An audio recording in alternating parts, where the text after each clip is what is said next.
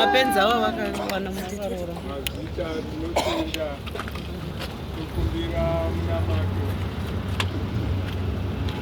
ngatinamatei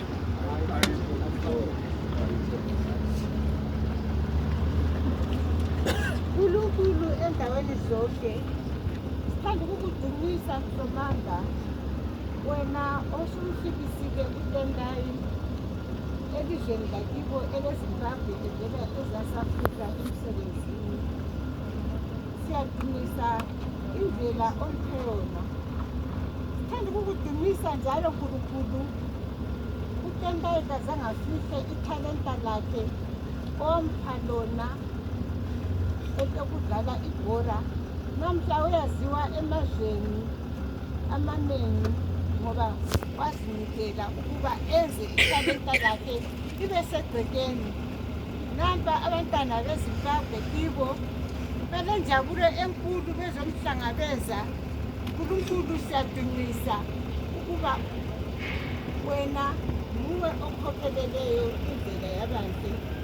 Sesicela njalo Nkulunkulu ukuba ududuze abazali bezihlobo kanye labo bonke abantwana beZimbabwe esithiyo nguTendai. Khathesi sesicela njalo indlela yokuba sesibuyela ngekhaya ukuthi uTendai laye ayelala umzimba uyelala endlini yangakibo eNketha. Umoya wakhe nguwe oyaziyo lapho khona Nkulunkulu. Konke siyakudumisa sithi alala umntwana usebenzile waba lebizo elihle eZimbabwe nasemazweni wonke.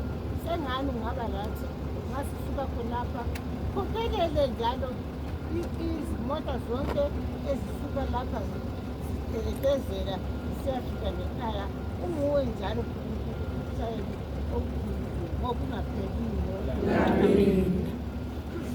Alright, siyabonga.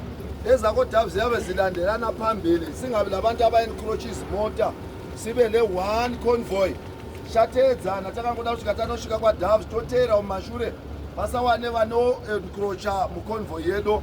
Tinotenda hande tinopinda mudzimota dzedu.